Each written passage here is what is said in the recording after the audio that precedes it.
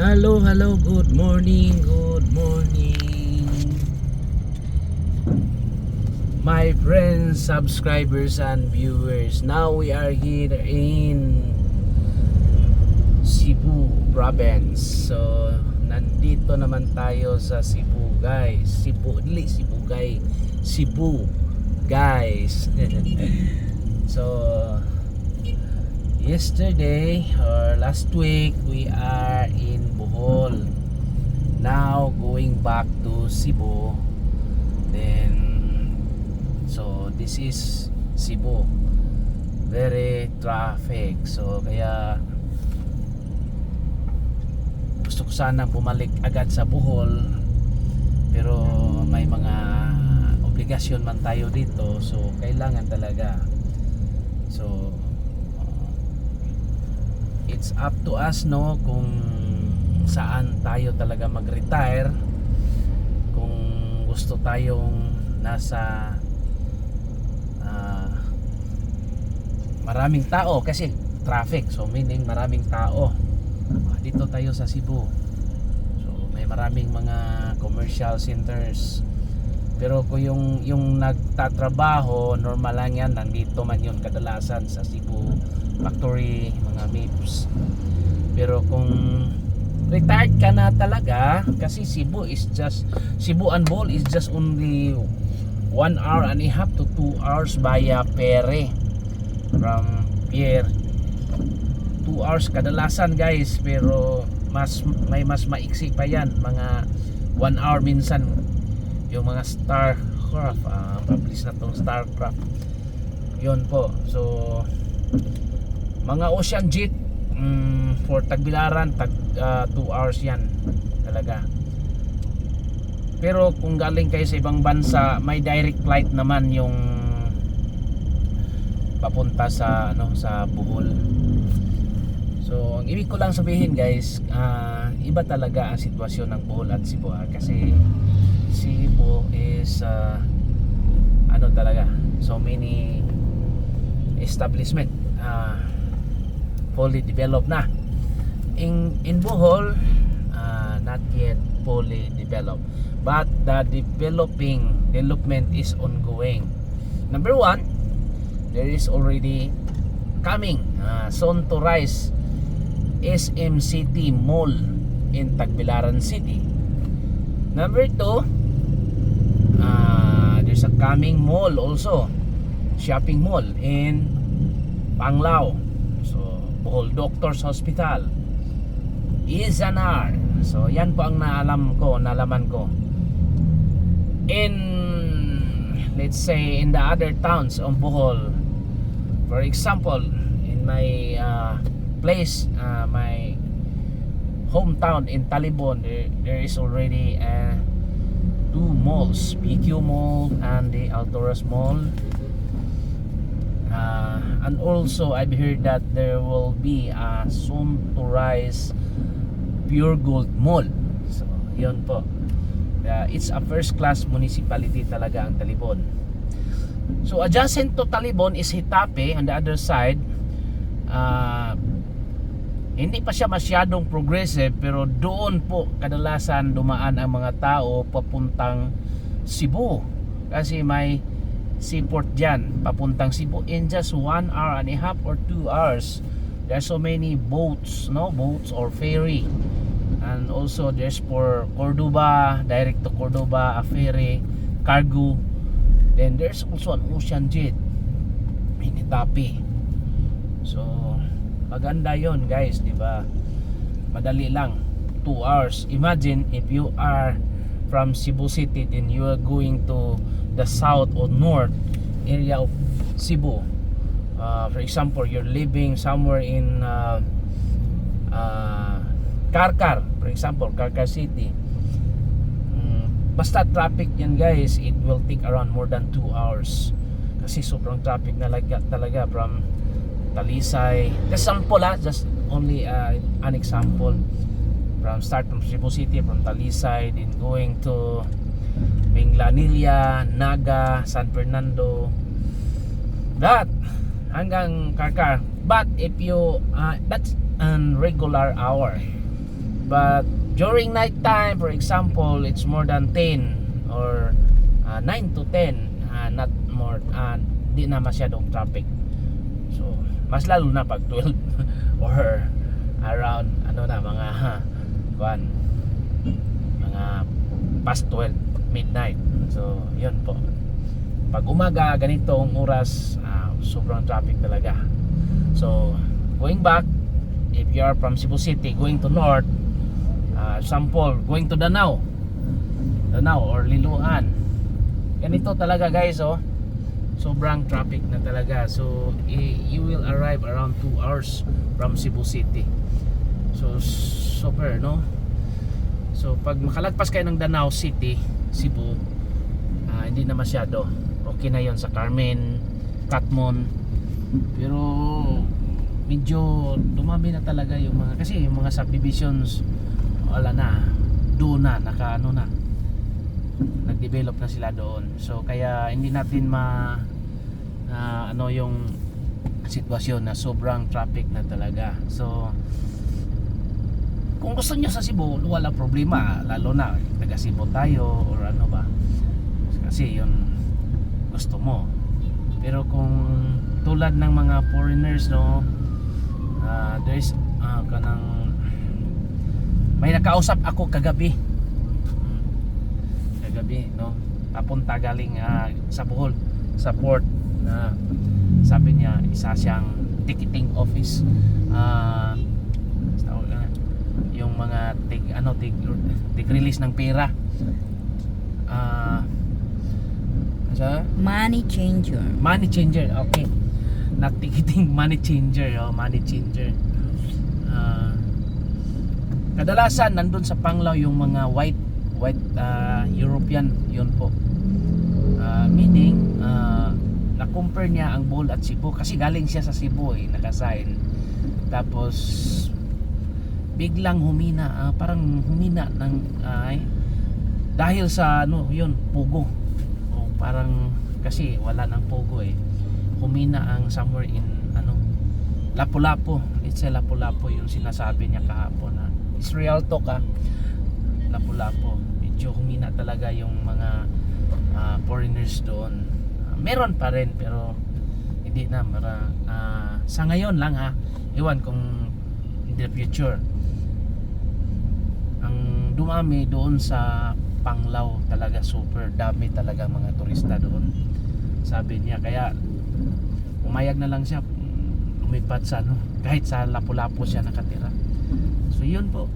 So meaning there's a change, no, although it's tourist, but the impact, no, the impact is really changing because of the tourists. Kung saan yung mga maraming tao or saan sa tingin ng mga taong maganda. Kasi sa Bohol kadalasan guys, walang pugo doon.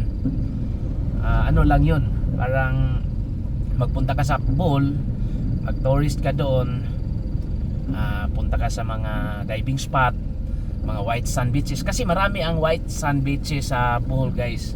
Tulad ng, at hindi masyadong malayo, tag 2 hours lang or 2 hours away lang kadalasan, or 1 hour away. For example, doon ka sa Panglao area, Panglao Island, may maraming white sand beaches yan. Then kung ayaw mo sa Panglao kasi parang na-bored na kayo doon, na-boring ka na, so punta ka sa Anda. So dami din mga white sand beaches. Ang ganda ng talaga guys. May nakausap din ako ng isang diver. Sabi niya may talagang magandang species nandoon sa guys, sa Anda. Kaya doon sila nag-diving. Iwan ko lang sa sa bandang Panglao kasi ayaw nila doon, baka na talaga sila sa sa Anda. Nagustuhan na talaga nila. Kasi Pilipino siya, pero yung asawa niya is a foreigner. Yung lalaki is Pilipino, baligtad. Yung lalaki is Pilipino, tapos yung asawa niya is European, yung wife, babae. Tapos kung ayaw niyo na sa Anda, pwede kayo magpunta sa kabila, sa west side. Nandun ang mga white sand beaches din sa guys, sa Loon. maganda din doon guys, maganda rin doon. Kasi ang Loon may marami ding mga resort at white sand beaches. Lalo na pag pumunta ka sa tinatawag na ano, yung island doon, yung may isang island na mga 20 minutes ride lang sa ano, limutan ko yung pangalan ng isla doon. Medyo katabi lang sa Sandingan Island, yung isa, yung maliit, pero may malaking sandbar din doon, tulad ng Anda yon. So kung ayaw na rin yung sa Sandingan Island, punta kayo sa Calapi. Marami din sa Calapi guys, may mga ano din, may mga so white sand beaches din.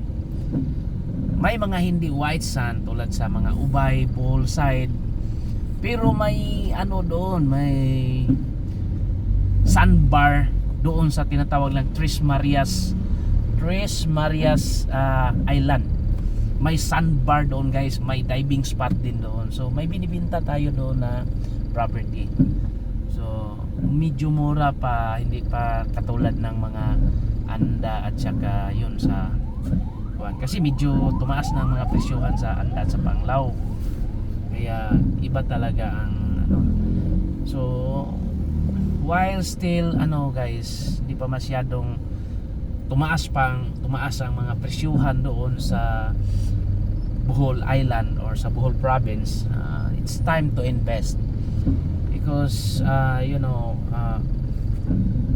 marami talagang pumupunta doon. So mas lalo na kung magawa na yung tinatawag na bridge Bohol to Cebu, Bohol Cebu Friendship Bridge. So yun po, yun ang ano po, yun ang tinatawag nila. Yun po ang inantay namin kasi may bridge yan. Matagal na yung nakaplano. Iwan ko lang kung sinong presidente yung magano, because it's a two-way project yung water, according to the news, makita natin yung water from Bohol will be sent or barter Bohol to Cebu. Then yung electricity going to Bohol from Cebu. So yun po. Pero ngayon guys, may malaki na po na solar energy sa sa Bohol, doon sa Daguhoy. So maging self-sufficient yan ng electricity. So maganda pa, maraming big rice farm in the Bohol. So I remembered one time, matagal na, pero narinig ko sa balita noon na may yung ibang province nagreklamo kasi walang rice sa bayan nila, doon lang sa Bohol, at si Bohol hindi magbigay ng rice sa ibang bayan. So yun po, pero na-resolve na yung issue na yun. Matagal na yun, pero ang punto ko dito, kung tumira tayo sa Bohol, parang basta may pension or may kita tayo, kasi ang kulang lang doon is trabaho. Di katulad ng Cebu, dami ng mga factory, daming mga factories, mga industrial. So nandito, almost lahat nandito. Kaya yung taga Bohol nandito sa Cebu, tulad ko. Pero yung taga Cebu, yung marami ring nag-invest na sa Bohol. Pero malaki pa man yung Bohol. So it still have space and time to invest in Bohol. Maganda sa Bohol. Tulad ng Cebu, fresh air din. Basta doon tayo sa medyo fresh air man din sa Cebu, yung mga nandun sa mga bukirin. Pero kung dito kasi halo-halo na, may mga factory, yung mga, so siyempre medyo different siya kasi ang daming usok na Sa Bohol, yung traffic lang minsan yung sa Tagbilaran lang. Pero kung makalabas ka na sa Tagbilaran, wala na, solve na, wala ng traffic. So okay na ang sitwasyon, no? So it's time to invest in Bohol guys, kasi kung may pagkain ka lang doon tulad ng rice or marunong ka lang mag ano, at tapos may pension kayo galing sa ibang bansa. For example, you are retired from US, maganda. So tips lang sa mga bumibili ng properties, no, property, doon lang talaga kayo sa mga registered or licensed real estate practitioners, or yung mga may broker talaga, yung mga accredited sila, kasi may maraming mga problema ngayon na yung katulad ng mga subdivided lot, hindi pa na-approve. So okay lang yon pag partition buyers or approved survey, pwede. Pero kung hinahati-hati ni developer, kunwari developer, tapos wala pa silang license to sell, tagal pa yan. So I tried that also, no. Nagkuha din ako ng ganyan para hindi ako maging ano ka talagang kinalabasan. So sa Cebu nagdown ako ng 10,000, hanggang ngayon hindi talaga na gano. Sabi niya itutuloy, pero almost a year na or a year na wala talaga. Gusto ko sanang withdrawin yung 10,000 kong down payment, pero wala din yan. Sabi siya i-ano namin talaga, sir. So hinihintay ko yon. So the other one is in Bohol. I tried that also. I invested already at 80,000 pesos, no. Pero ang kagandahan noon, nag-invest ako sa kanila, yung nakalagay doon sa pangalan ng titulo ng lupa is the name of the developer. So the one who is selling is my friend, also a broker. So I decided. But when I noticed that the license to sell is not yet approved, so I decided to stop. But I told them not to cancel my or my 80,000. So just recently they sent me a development permit from the municipality of where they develop, because it's near to it's Baclayon, it's near to Tagbilaran City. So tatapusin ko yan pag meron talaga license to sell. Yun po. So yung hindi pa naka-invest ng ganyan, so kung wala talagang license to sell, wag na lang. At saka yung mga fly by night brokers or agent, yung pan talaga mas mabuti yung dito kayo sa amin o sa mga katulad namin, kasi may maano kayo. So may mga client man din ako nag-ano din sa akin, nag-process, nagtulo ako ng process. So yun po, nandito yung pera sa akin, pero unti-unti ko nang ginagastos dahil yun, pinabayad ko na. So I will make a breakdown later to there ko ano, kasi we will process also transfer of land title. So yun po. So ngayon nandito tayo sa Cebu, going back to Cebu.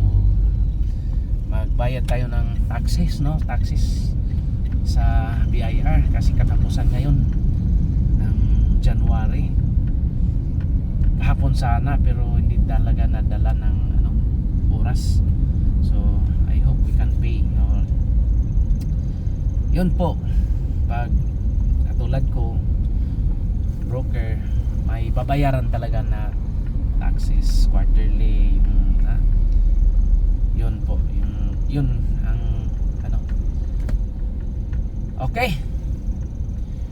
Thank you and God bless to. Medyo nataas bye. So may nalimutan ako guys, no, yung Ubay, Bohol. It's just only around 25 kilometers from Talibon. Then Ubay, Trinidad. Okay. Ubay, Trinidad, Talibon. So or Talibon, Trinidad, Ubay. So ang Ubay is one of the first class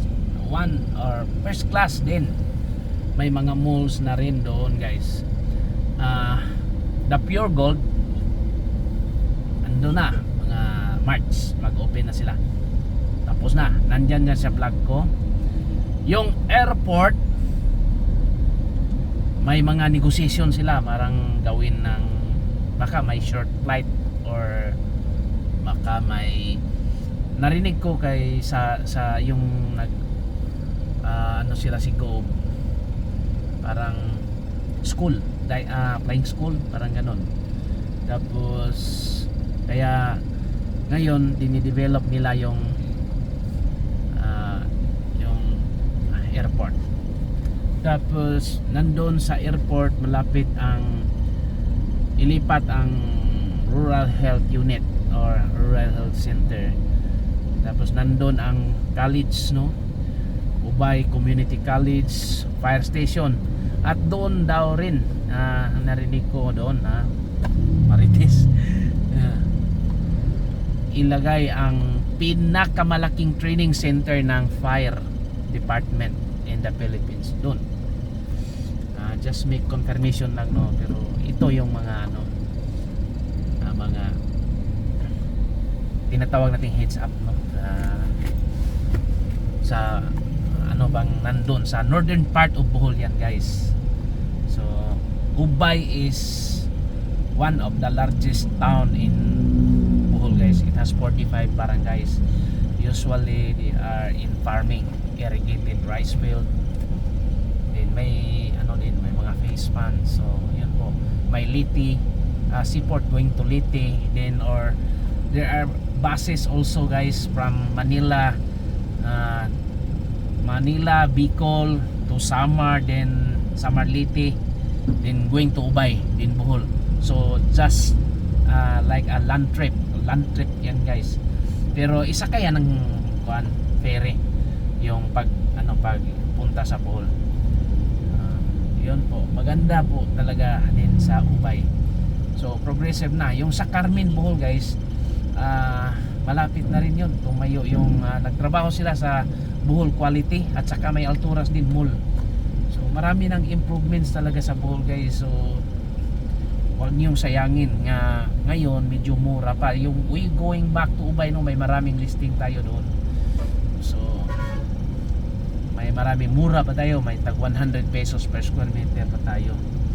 So huwag niyong sayangin, guys, kasi maganda ang mga lupa doon, guys. Di mabato, talaga maganda.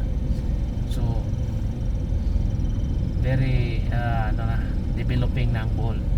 So while still not yet developed yet, so better you buy properties now. Just contact me, okay? Thank you and God bless. Bye.